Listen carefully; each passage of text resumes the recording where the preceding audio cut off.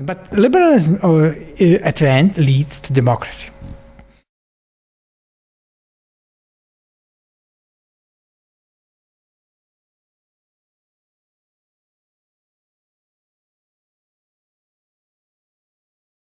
If you look on Lithuania from comparative point of view, even economic situation is one of the best among the Central Eastern European countries. If you compare to Estonia, Latvia, Poland, Czech Republic, the dynamics of economics is really good, but people are not satisfied with speed of these developments.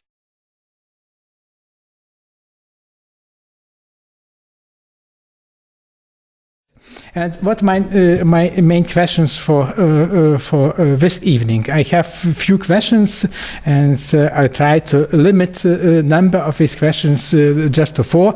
I will talk about quality of democracy and how to measure this quality. I will talk about do democracies differ in their quality, and we'll discuss a few different democracy indexes, but I will focus mainly on the Economist Democracy Index, which was constructed some years ago. It's one of the newest democracy indexes over the globe, and I will talk a little bit about flawed democracies, and I will give a few facts about Lithuania. And as I told at the very beginning, The Economist in 2006 developed the new index of democracy using 5 different categories: electoral process, civil liberties, functioning of government, political participation, and political culture. And the result of this is here. They made a new typology of political regimes, and the first political regime we see full democracies, which have not only political freedoms, but they have, in support of these political freedoms, and political culture. Political culture is really important element along this index. We have flawed democracies, which have established procedural elements of democracy, and including elections, freedom of media, etc., etc.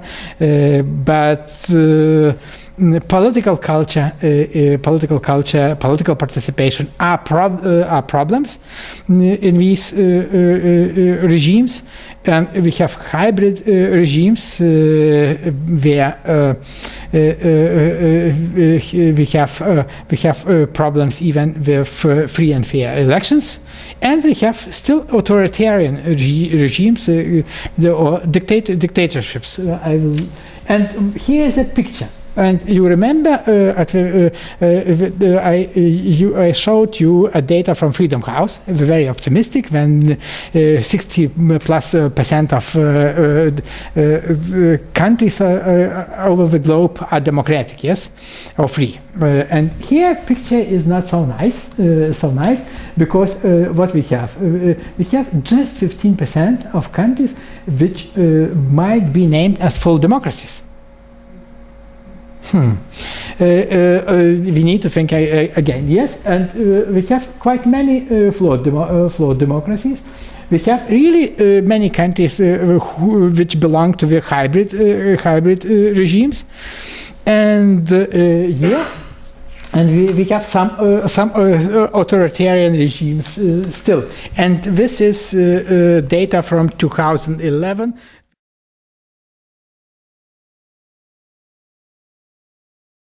We didn't intend to speak about nationalism, but nationalism, of course, was present in a softer or more extreme version in almost all the transforming countries. If nationalism moves up, of course, you will be in trouble with the democratic regime. And I think former Yugoslavia is an excellent example. Even Croatia, who the newest member of EU, had a not nice period in the sense of democratic development, because Mr. Tudjman was quite a nationalistic politician. Again, go to Slovakia, yes. Mr. Mečiar, during the period of Mr. Mečiar as a leader, as a president, etc., Slovakia again had many problems, and even the EU was thinking about to ostracize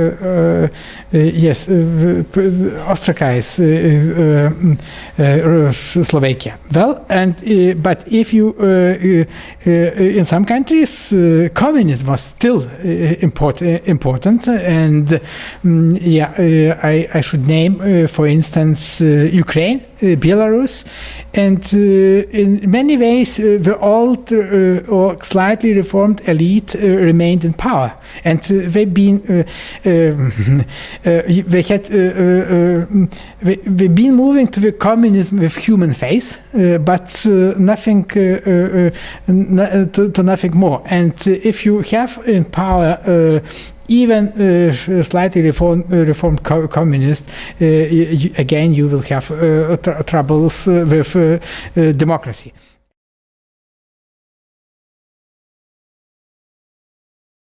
So, what is the quality of democracy? We saying that quality of democracy might be measured along two dimensions. The first dimension, equality in terms of result, in three dimensions, sorry. Quality in terms of result, second dimension, quality in terms of content, and quality in terms of procedure is a third dimension. And now I'm moving directly to operationalization of these dimensions. So, and I will be using this framework to illustrate a little bit situation of Lithuania. Here I will show just Lithuanian data from European Social Survey from the last round. And this data is shown publicly for the first time.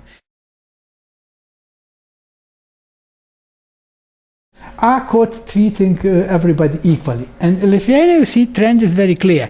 Most of the people think that these courts are not treating equally. And this is problem in the field of rule of law.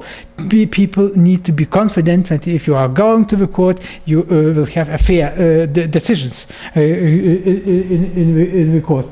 About same as elections, here the picture is much better, and most of the people, if you try to sum different percentages, you see that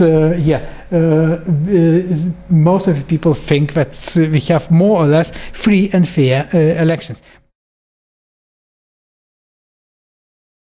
Accountability.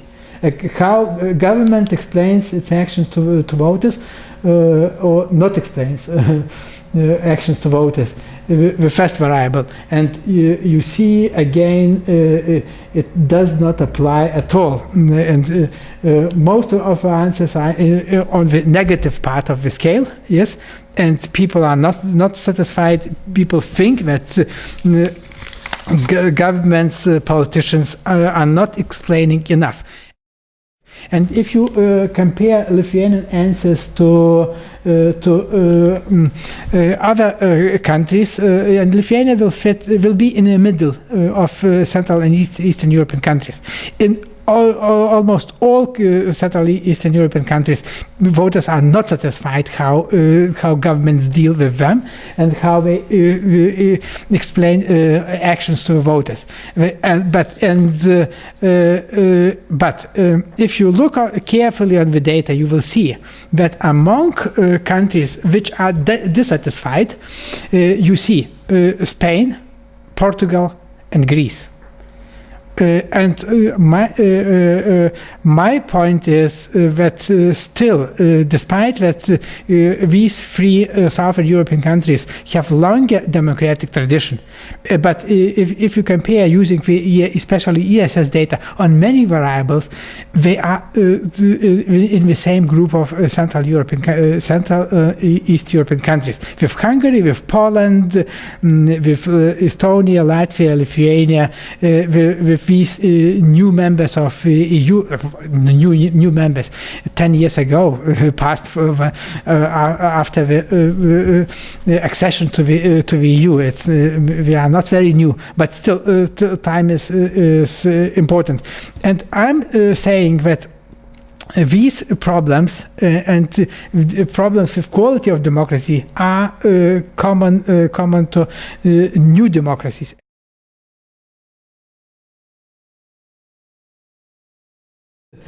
Are people interested in politics?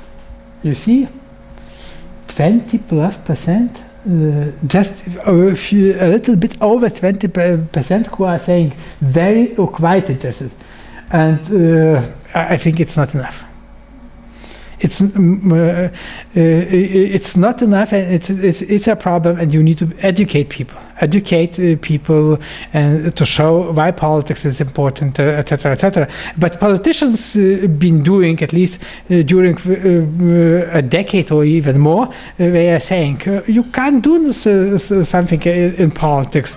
Even politicians are not very well placed to do something in politics. Businesses, private sector, they have real power, and politics is not very important. And a whole public discourse was very negative about politics, and still is negative. And in this situation, you need to educate people. Competition here, the first variable, different parties offer clear alternatives to one another. Of course, people didn't believe that they offer, but here picture is very mixed. Again, if you are talking from comparative perspective, in Austria, if you ask during electoral campaign how political parties are different, and what are difference among People's Party or Social Democrats, etc. It will be hard to tell. Only the extreme parties, especially in media, are portrayed with some distinct features, and maybe it's again answer why people vote for these extreme parties, because they have face, simply. They have alternatives. And these conservative social democrats, Christian democrats, they have no face, simply. They without face, and it is a problem.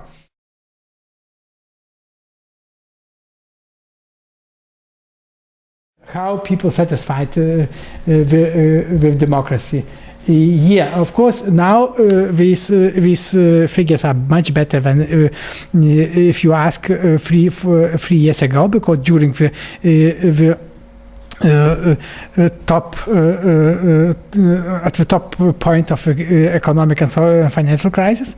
Of course, now we have much more positive evaluations, and during the economic crisis, evaluation of democracy was much lower. And if you calculate positive and negative answers, the evaluations will be on the negative side during the crisis period. Now I think it will be in the middle, and maybe a little bit to the more positive side. And how governments are able to change the policies if people think that these policies are not right. And again, most of the people think that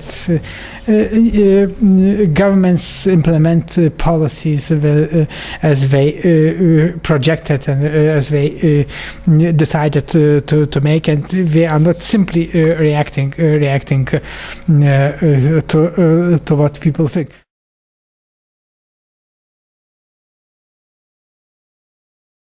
not only in Central and Eastern Europe, but across the Europe, we have two classes: a flying class and a political and intellectual elite.